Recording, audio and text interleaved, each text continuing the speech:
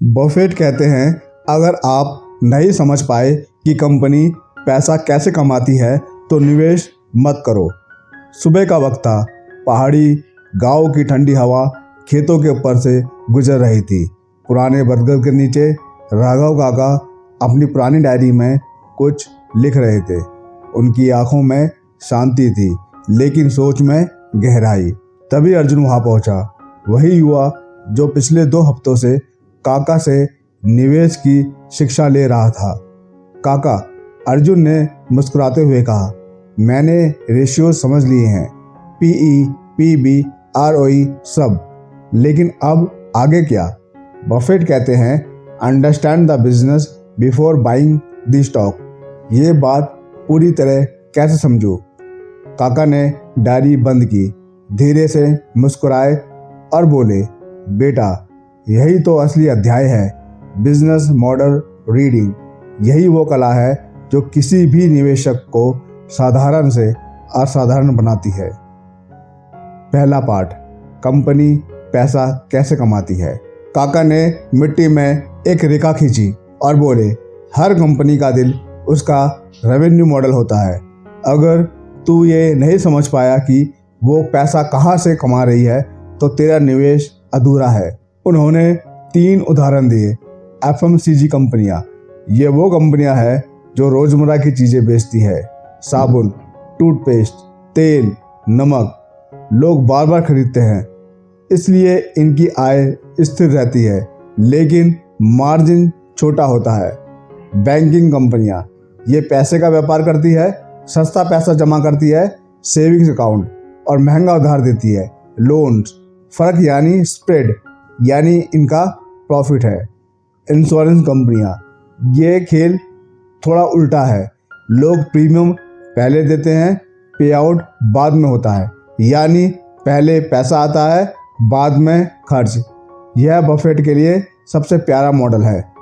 अर्जुन ने सिर हिलाया, मतलब हर बिजनेस को समझने के लिए ये जानना जरूरी है कि वो किस समस्या को हल कर रहा है। काका को बोले, सही पकड़ा बेटा, और अगर तू नहीं समझ पाया कि वो समस्या असली है या नहीं तो तेरा पैसा भी असली खतरे में है। दूसरा पार्ट, बिजनेस मोड, यानी किले की खाई। काका ने अपनी छड़ी से जमीन पर गोल घेरे बनाए। देख बेटा, ये मोट है, वो खाई जो कंपनी को उसके दुश्मनों से बचाती है। उन्होंने समझाया, एफएमसीजी में मोट होता है ब्रांड लॉयल्टी। लोग वही चाय पीते हैं जो दादी पीती थी।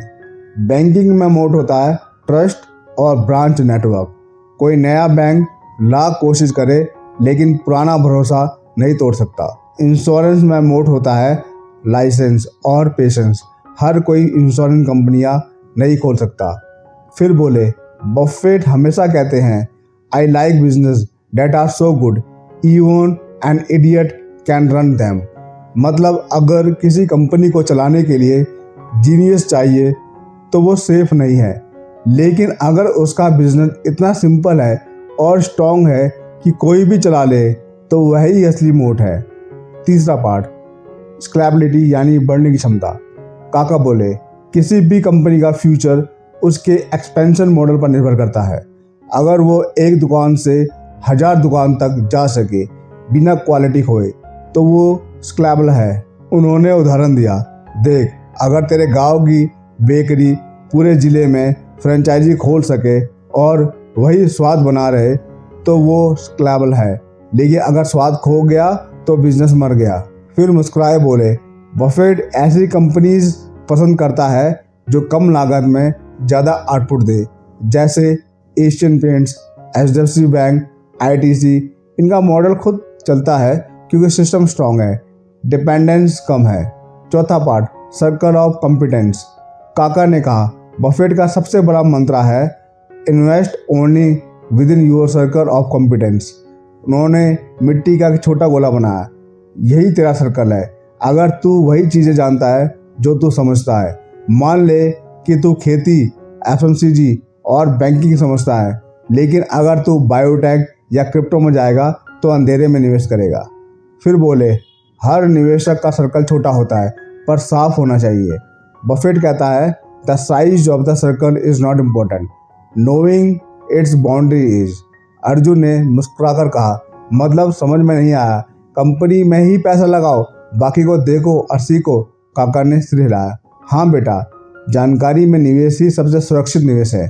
5वां पार्ट, बफेट का फिल्टर रूल्स। काका ने अपनी नोटबुक खोली। 3 नियम लिखे। अंडरस्टैंडेबल बिजनेस, प्रोडक्ट और सर्विस को खुद समझो। प्रेडिक्टेबल अर्निंग्स, जिसका भविष्य अनुमान लगाया जा सके, वही अच्छा निवेश। स्ट्रॉन्ग मैनेजमेंट एंड मोड, जिसके नेता एथिकल हो और मोड मजबूत हो। उन्होंने कहा, अगर कोई कंपनी इन 3 फिल्टरों से पास हो जाए तो वो बफेट की नज़र में गोल्ड माइन है। उदाहरण, कोका कोला से लेकर एशियन पेंट्स तक। काका बोले, बफेट ने जब कोका कोला में निवेश किया तो उसने सिर्फ शेयर नहीं खरीदे, उसने उस ब्रांड की आदत को खरीदा। हर देश, हर शहर में लोग कोका पीते हैं, यही उसका मोट था। फिर उन्होंने हंसते हुए कहा, और हमारे देश में अगर बफेट होते तो शायद एशियन पेंट या HDFC बैंक खरीदते, क्योंकि इनका बिजनेस सिंपल, रिपीटेबल और प्रेडिक्टेबल है। यही बफेट की पसंद है, boring but profitable business. Arjun बोला, काका ये तो सब समझ में आ गया, लेकिन असल में बिजनेस मॉडल पढ़ने की शुरुआत कैसे करें? काका ने कहा, 3 चीज़ें देखो बेटा, कंपनी का कस्टमर कौन है और वो बार बार क्यों आता है, कंपनी का प्रोडक्ट क्या समस्या हल करता है, और अगर कंपनी के पास ऐसा क्या है जो कोई और नहीं बना सकता। फिर उन्होंने धीमी आवाज़ में कहा, इन्वेस्टिंग सिर्फ नंबर्स की भाषा नहीं है, ये लोगों और भावनाओं की भाषा है। अगर तू समझ गया कि एक कंपनी लोगों के जीवन में क्या जगह रखती है तो तू उसके बिजनेस मॉडल को समझ गया। शाम ढल चुकी थी, खेतों पर सुनहरी रोशनी फैल रही थी। काका और अर्जुन दोनों पहाड़ी किनारे बैठे थे, नीचे गांव की बत्तियां टिमटिमा रही थी।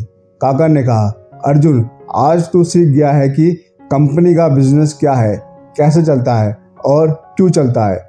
कल जब तू शेयर खरीदेगा तो तुझे प्राइस नहीं, उसका पर्पस दिखेगा। अर्जुन ने मुस्कुराते हुए कहा, और वो पर्पस ही असली प्रॉफिट होगा ना काका?